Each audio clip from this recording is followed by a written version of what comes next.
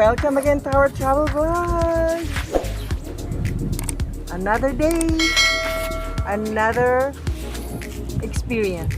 Okay, so we are ready for another day. What we are going to do today is to take a 1-hour boat cruise along the lake. So we are still looking for the ticketing booth, and we'll see how it goes. Okay, so we'll keep you updated. So I think the ticketing booth is over there. So we are in the boardwalk along this lakefront of the Toronto downtown. And that's the view of the CN Tower again.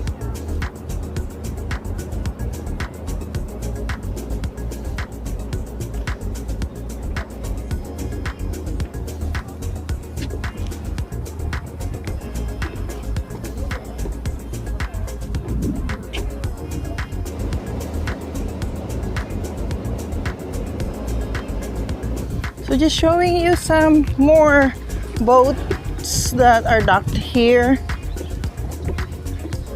These are the boats waiting to go later. We start like around the earliest 10 o'clock in the morning every day. You can rent it as private celebration, yeah, like your birthday, like your wedding maybe, or baptismal or whatever. But you have to have at least number of people to attend. Beautiful.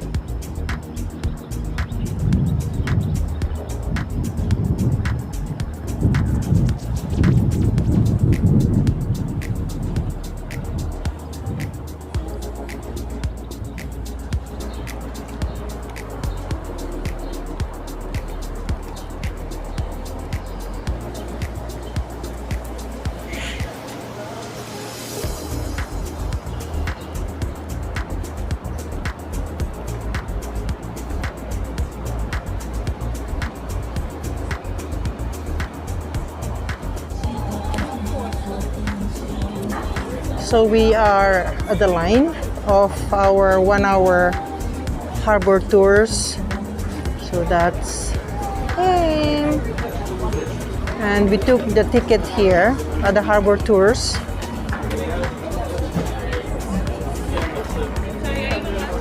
So people are waiting for the boat to arrive. This is an exciting one. It is only like an hour tour, and so we are boarding now. Okay, so we are going into the boat.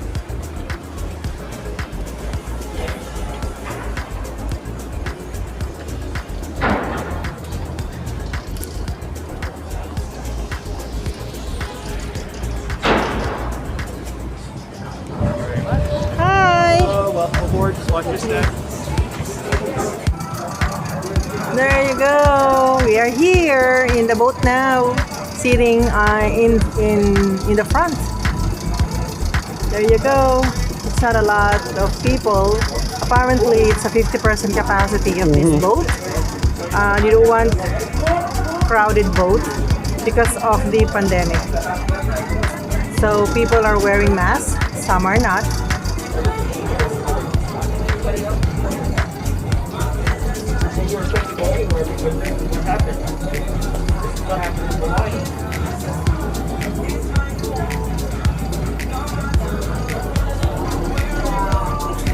No, that's why we are here in the front, because we don't want to mingle people in the middle, because there's more people at the back. So I don't want. They are there. Yes, so I don't want that.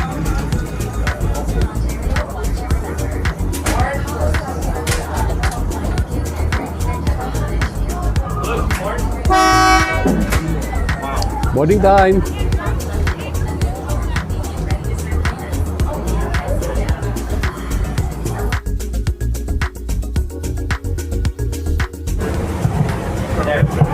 Alrighty, welcome aboard the Triton on this wonderful afternoon. How are we all doing today? Good.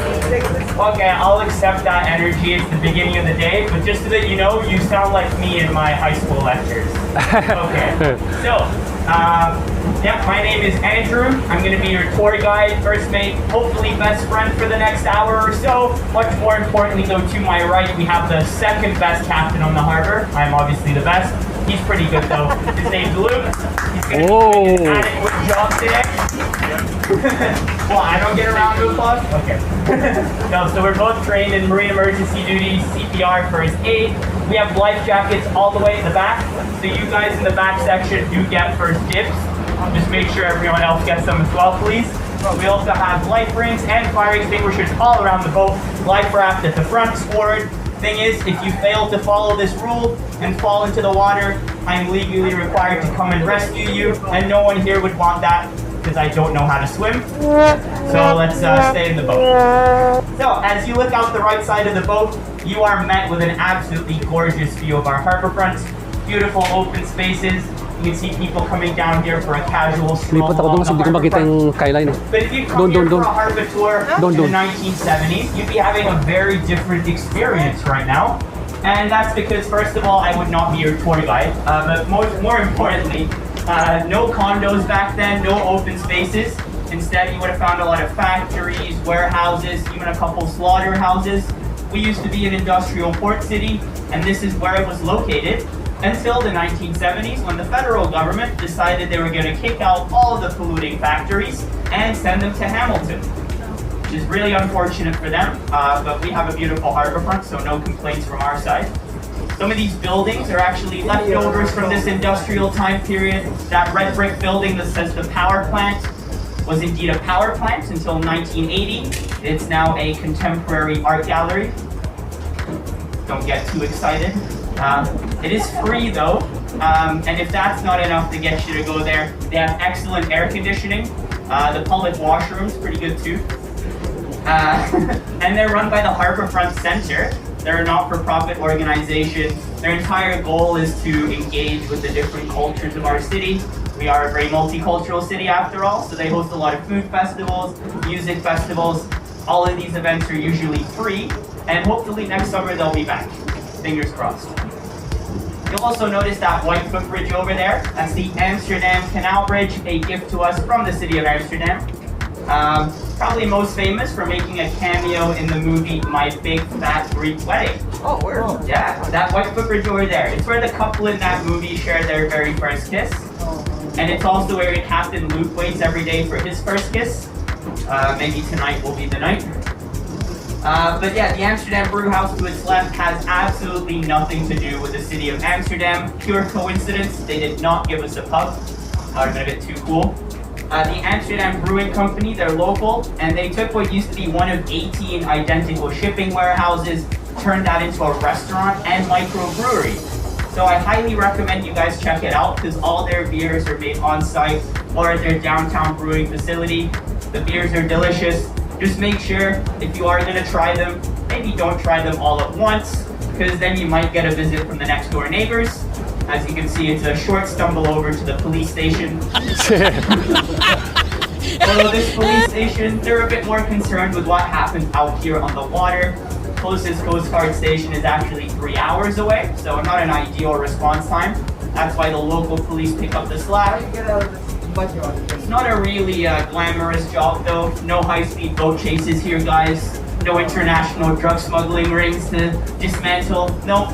It's mainly just they have been having a pretty decent season by J standards. So yeah, some things to get excited about. Anyway, everything you've seen so far is part of that harbourfront revitalization that I talked about in the 70s. But the interesting thing is that everything here you see so far is artificial. If you guys are familiar with Front Street, where Union Station is, Fairmont Royal York Hotel, so that used to be called Waterfront Street because that's where the original waterfront was. It's almost a kilometer inland from where it is today. So it may not seem like it on a map, but Toronto does technically have direct access to the ocean via the St. Lawrence Seaway. It goes out to Lake Ontario and into the Gulf of St. Lawrence. And so for that reason, 100 years ago, the city decided to dig up the dirt at the bottom of the harbor to make it deeper so that we could accommodate these massive cargo vessels that were coming into the city. And with all that dirt, we just decided to dump it over there, and we extended our shoreline. And that process is called dredging, and it's the same process we used to build this island out here on the right. This is the only man-made of the 15 Toronto islands. It's called Airport Island. I won't even give you a guess as to why. It's home to Billy Bishop Toronto City Airport. And when this was built in the 1930s, it was actually supposed to be our main airport. I cannot stress enough how small of a city we were until the 1970s. Montreal was much bigger. It's also where all the banks were located, so a lot more wealth and opportunity there. We were just another port city, no big deal.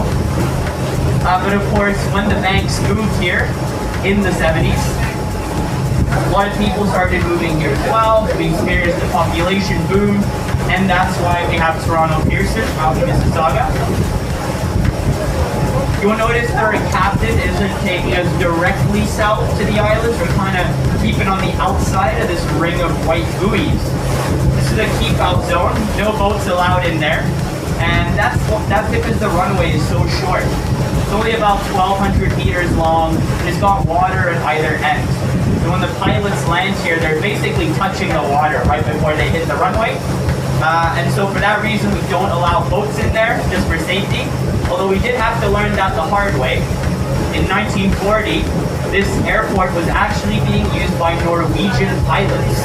They escaped their country when the Germans occupied it, and they came here to learn how to fly, to then go back to Europe and fly over there. Unfortunately, it was a very foggy day, and two of the pilots who were coming back, they saw a set of lights, and they thought, must be the runway lights, we're home. Unfortunately for them, the lights were actually the navigation lights of one of our public ferries, the Sam McBride. And so they hit the top of it, unfortunately killing both pilots. But luckily, no one on the ferry was injured. And in fact, that same boat, we still use it today, day in, day out, goes back and forth to Center Island. I'll point it out to you guys later on if we see the tour, if we see it on the tour. For now though, as we approach the islands, I want to tell you a little bit about their history. If you look over to the left, off in the distance, where that container ship is, you'll see there's a red building. That's where the Eastern Gap is. It's what you can sail through to get to the main lake. But until 1858, the Eastern Gap did not exist, which means the islands were actually a peninsula until that point. And they were very sacred to the original inhabitants of this area, the Michi-Sijik-Nishnabeg, for two reasons. First of all, they believed that the peninsula had spiritual healing powers. They would leave their sick and their wounded there to recover. But more importantly, at the time, salmon were the most important food source for the Nishnabeg. The reason being, Toronto is bounded on either side by a river. There's the Don River just east and the Humber River just west. And back when Europeans first arrived, they were much deeper. And so the Toronto Harbour was kind of the meeting point for all these migrating salmon, who would then either go off the Don River or the Humber River. And so the islands were perfectly located to go on massive fishing expeditions. They'd get so much fish, they'd have to bury it on the peninsula over winter, and then go collect their food when they ran out. Unfortunately, when Europeans started settling the area, they started digging canals and building dams. And so this made both rivers much shallower. And so the salmon stopped migrating here, meaning the Nishnabeg were forced to leave, among other reasons. So I'll get back to them later on in the tour. For now though, as we approach Hanlon's Point, very fun, interesting history about this area. So it's named after an Irish immigrant family. They arrived in the mid-1800s, and they originally settled way over there at Lord's Island. So one night, a powerful storm took the tract of land that their house was built on and brought it all the way over here. And they're most famous for their son, actually, Ned Hanlon, and that's because he was a 5-time world champion in rowing. He had to row himself back and forth from school every day, so he built up a muscle. And so yeah, by the late 19th century, he was the best rower in the world, and with all that money that he won winning all those races, he actually opened up a hotel over here, the Hanlon Hotel, in 1878. Then there was an amusement park, cafes, restaurants, cabarets, and this turned into Toronto's very first entertainment district. This is where people would come to have a good time, reaching its peak in the 1920s, and that was because of Prohibition. So in the US, the purchase and sale of alcohol was completely illegal. We've also had Prohibition here in Canada, but we did it a little bit differently. We let the individual provinces decide how they were going to implement Prohibition.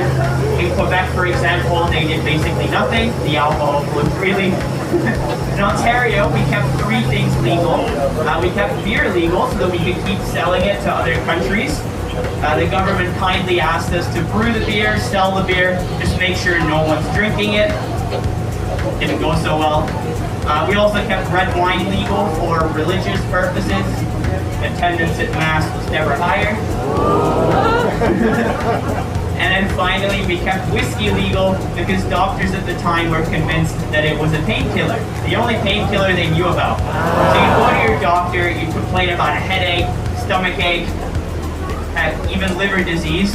Whiskey would be the prescribed solution. What? And for our neighbors down south, it was great because they could take the free ferry from Rochester, from the south side of the lake, spend 2 hours on it, dock here in the city. Okay, so, yes, as I was saying, our neighbors from down south, they take that free ferry and they spend the weekend out here enjoying their hard-earned medicine. But as you look out the right side of the boat, you may be wondering, where is this entertainment district? I see none of that. So obviously, fell on some hard times in the 30s because of the Great Depression. Also, Prohibition ended by that point.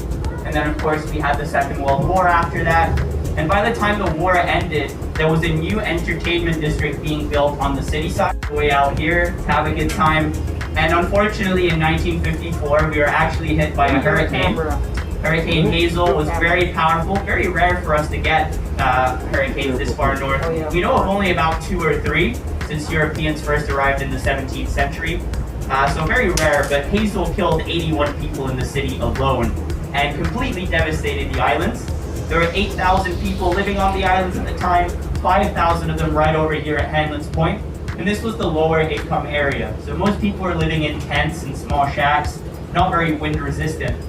So rather than rebuilding, the government just decided to move everyone back to the city side, and the intention was to turn this into wildlife park space, supposed to be completely off limit to human activity. So when you look out the left side of the boat, you'll see what a great job we did. Here we have some wild yachts in their natural habitat. Now, this is the Island Yacht Club, very creatively named.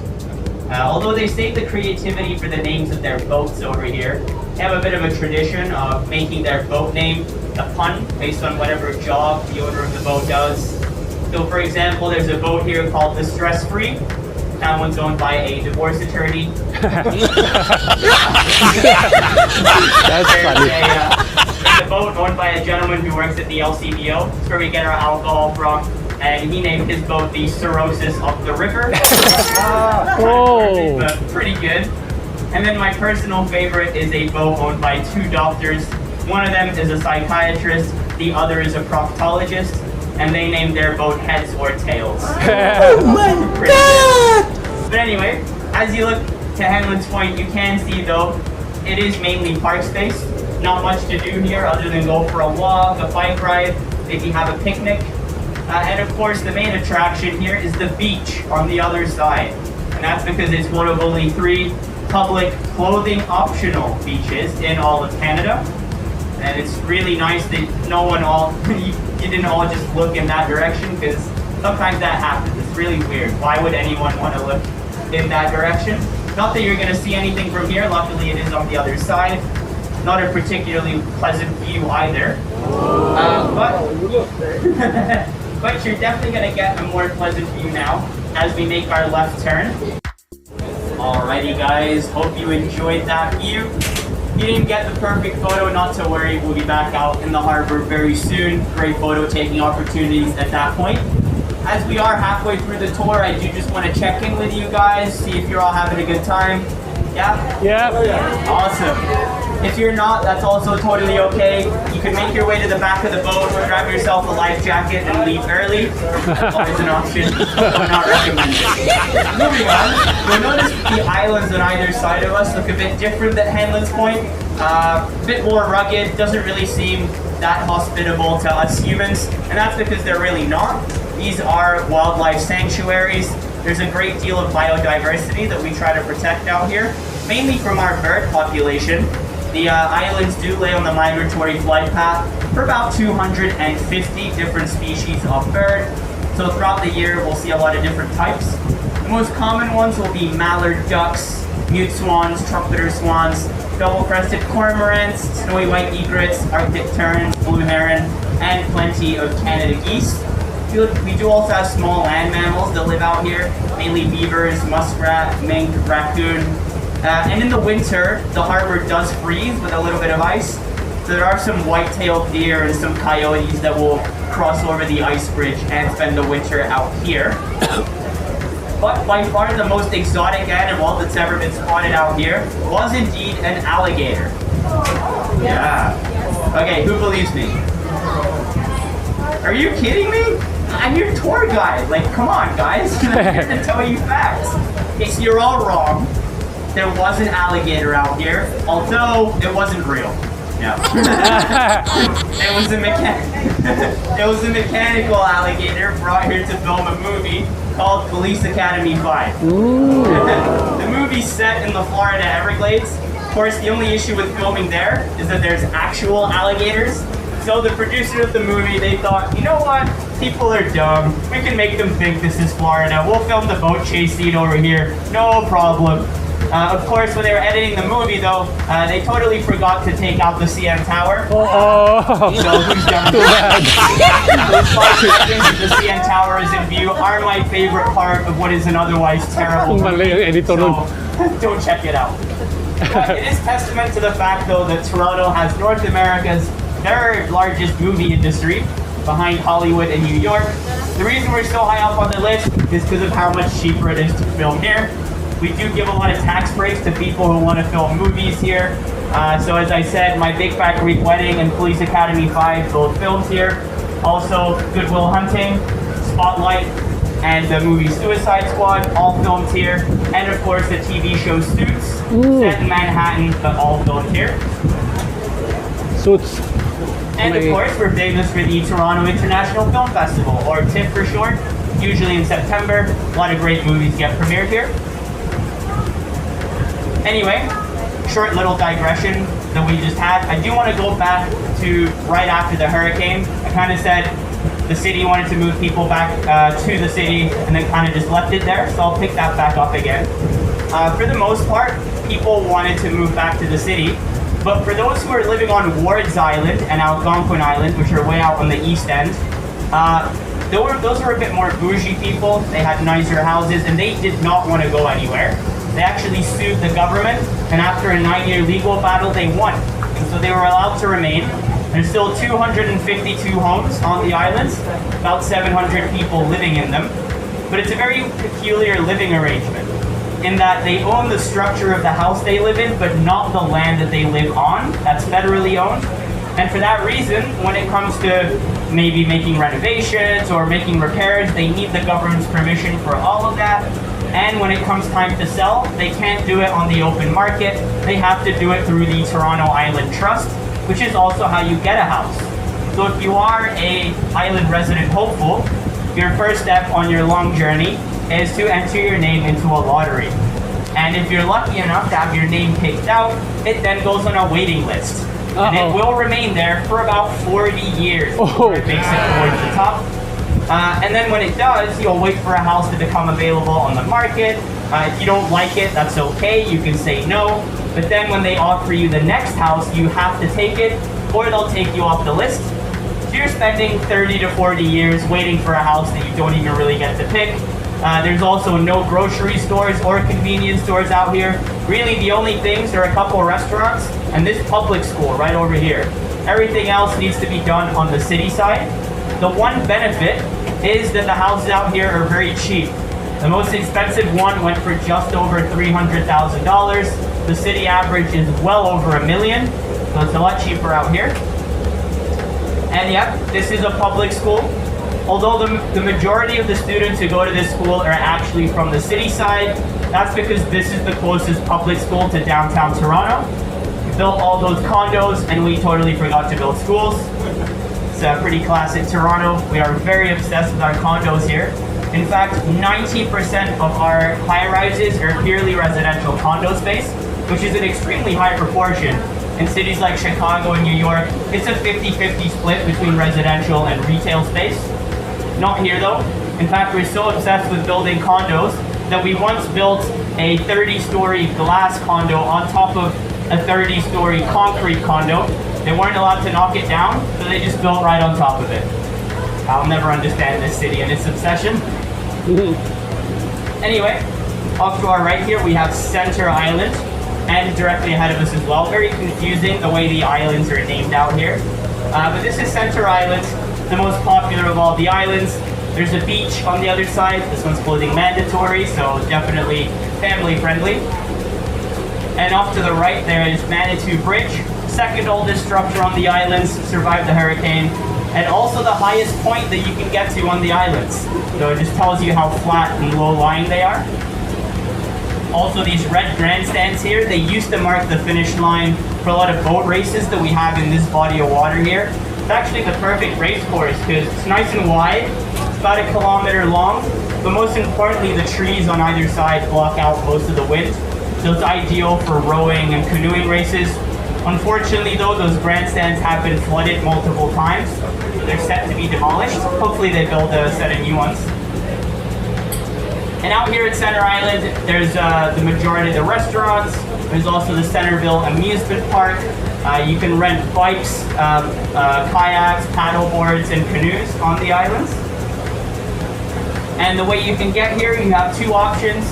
You can take the public ferry, or you can take one of the smaller but faster water taxis. So lots of great options for getting out here. One of the main events that we'll usually see out here at Center Island is the Festival of India. Very awesome festival, definitely one of the best the city has to offer. This entire area would be lined with tents, loud music playing, excellent food. It's really a great celebration of Indian culture. And before that, we used to have the Caribbean Festival out here, but it got so big that they had to start having it on the city side, because one year, people were still waiting for a water taxi or a ferry back to the city as late as 4 a.m. Because, you know, everyone wants to go home at the same time. It doesn't quite work out that way. Another thing you'll notice on the islands, right behind that red chair, you'll see that weird mailbox looking thing. That's actually a public grill. So if you bring your own charcoal and your own food out here, you can even have a barbecue. It's a really nice thing to do with friends. And it's one of the reasons you can't bring your own barbecue equipment, so make sure you don't do that. Alright, so we are now about to come into view of the Toronto Island Marina. This is a public marina. It's not like a yacht club. You don't need to be an extravagant member. They don't care about that stuff. And in fact, the cool thing about the marina is that it's actually home to about 200 people who live on their boats between April and October. Which may sound like a crazy thing to do, but there's lots of good reasons why. First of all, just look how beautiful it is out here. It's peaceful cottage country, very relaxing, but you're also only a 10-minute boat ride away from downtown, so you do get the best of both worlds. Also, price is important.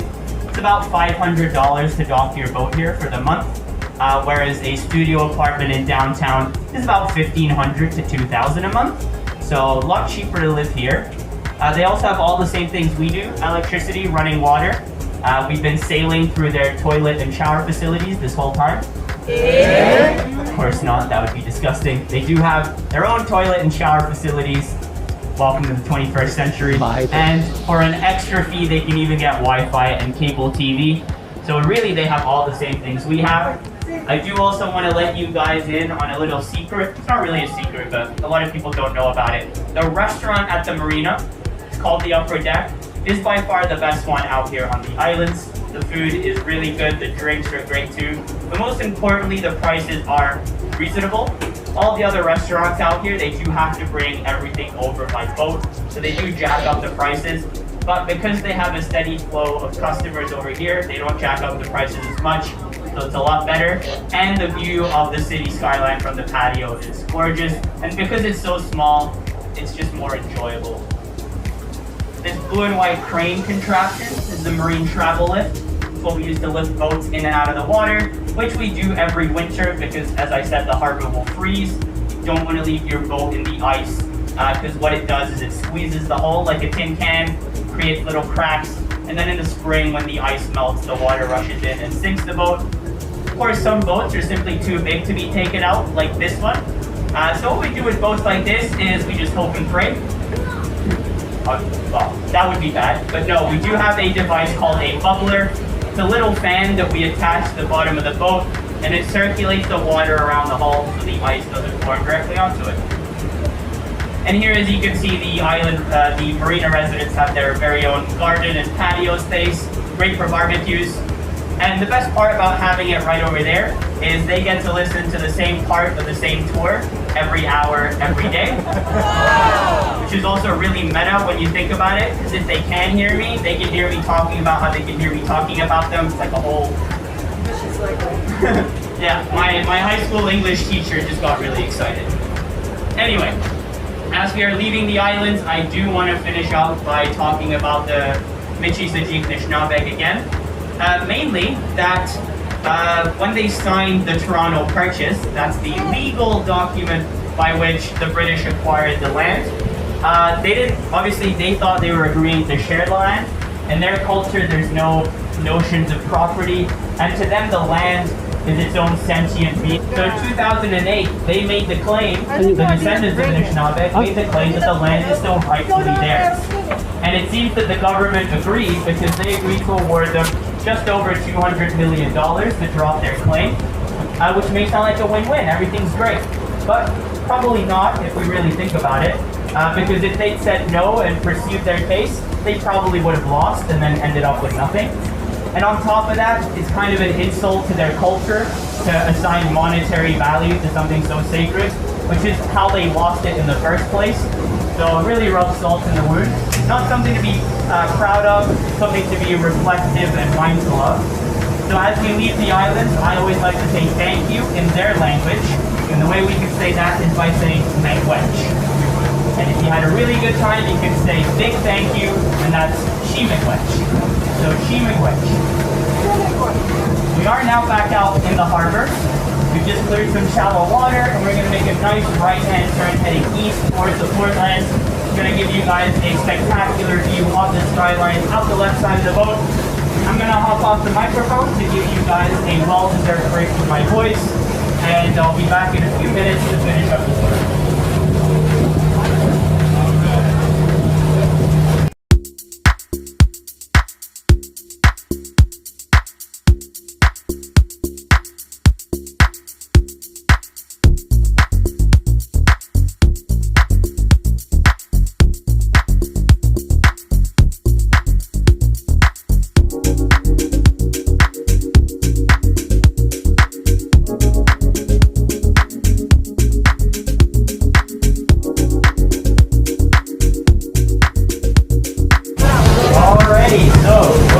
Have been enjoying the views. Feel free to continue enjoying them and completely.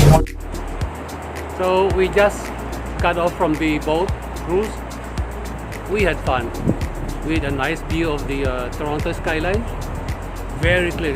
It's a postcard picture of the skyline of Toronto. We got all the essential information. So we hope that you have enjoyed watching this video. Please don't forget to comment, like, subscribe, and hit the notification bell for our next vlogs. See you soon. Thank you for watching. Bye for now.